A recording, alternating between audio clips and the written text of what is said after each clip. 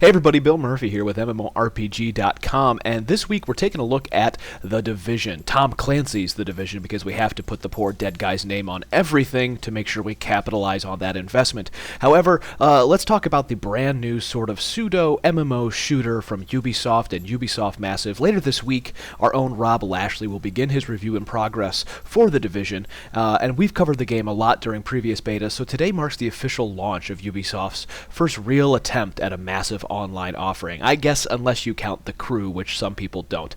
We've got a few thoughts on our first few hours, so here we go. After some brief server woes around midnight Eastern, I managed to get about 4 hours of The Division in before I had to, actually work. Now, what's shocking and probably sad to more than a few of you is that in those 4 hours, I completed about 25% of the main story. Granted, that's my focus right now, as the story is the one thing I want to see through to the end, and while there are oodles of encounters and side missions scattered throughout the map, plus the Dark Zone to toy with, it sure seems like Ubisoft spent precious little resources crafting a lengthy narrative. If I were to guess, I'd be willing to bet there's less than 20 hours of main story content here, which is probably what I expected given how little we saw in beta, but far less than I had actually hoped. Minus all the side diversions, I say it's safe to say that Division may be content light. We'll have to wait for Rob's playthrough and his review to find out if that's truly the case. It seems Division follows Ubisoft's design for open-world games of pack lots of little things into the map, which means there will be lots of stuff out there for completionists, and the encounters and side missions reward some good items and crafting equipment too, so they're definitely worth doing. After 4 hours in the ruins of New York City, if there's one thing I'd wish the Ubisoft team would have done, it's gone the extra mile to make Division a true MMO experience. Right now, you can play the game, the entirety of it, in the non-Dark Zone areas solo. You never have to see another person except for when you enter safe zones.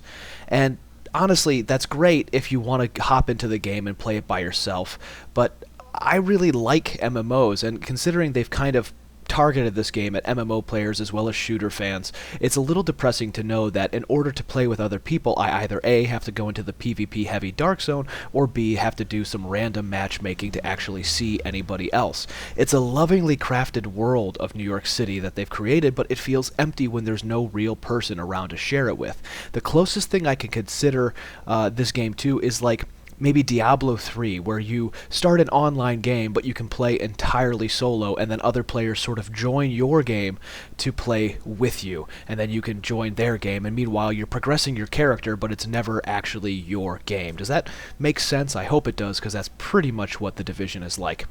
Now, given that the tech is there to make The Division feel more MMO-ish, the Dark Zone randomly groups you up with several other players on one map, one would think it would be easy enough to use this tech on the PvE side of the world. You could still let players opt for a private or public shared game, but I'd wager loads of people wouldn't mind finding other people running about to do content with outside of the safe houses. It's as though halfway through development, they decided they couldn't or didn't want to make a persistently shared online world. So they made it basically like Far Cry, Assassin's Creed, and so on, and tacked on multiplayer grouping, which is phased each player's progress for those who wanted it. It's not bad, but it's not great. It just is what it is. Like Destiny before it, The Division is caught somewhere between MMO and co-op shooter. We need a new term for these kind of games, but for now I'll just call it a pseudo-MMO. Now, all that said, I'm actually digging my time with the game. There's a wealth more content on the map now that we're out of beta, and while I'm finding some waypoints and mission objectives get easily bugged, and there's the whole you have to queue up in line to talk to an NPC thing early on, I'm not so miffed about these little issues to be turned off from the game. The gunplay is fun, running around and shooting things is fun. I just wish the enemies weren't so bullet spongy. There's one hulking cleaner boss in an early mission that takes about an entire Rambo movie's worth of bullets to bring down, and if it weren't for the realism Division presents itself with, I probably wouldn't mind. I'm not bothered, for example, when Borderlands has the same sort of boss encounter, because it's colorful and over-the-top fantasy, but The Division is supposed to be closer to reality, and ergo, the enemies soaking up all these bullets just kind of feels silly. Now, I'll keep playing the game, and I look forward to seeing where the story goes. I look forward to seeing what the DLC is all about and if it's worth the Season Pass price. But whether or not it lasts longer than the narrative, whether or not it has a hook to keep you playing again and again the same way that Destiny has captured people for months on end, even without major content updates lately, well, that one's up in the air still. Have you been playing The Division? Have you been enjoying it? let us know in the comments below. Thanks a lot. Don't forget to follow us on MMORPG.com on Twitter, Twitch, YouTube, Facebook, Instagram, Tumblr, pretty much everywhere you can find people, you can follow us. You can also follow me on Twitter at @TheBillMurphy, and you can look me up on YouTube at Bill Murphy as well. Have a good one, guys, and don't let a bad pug get you down.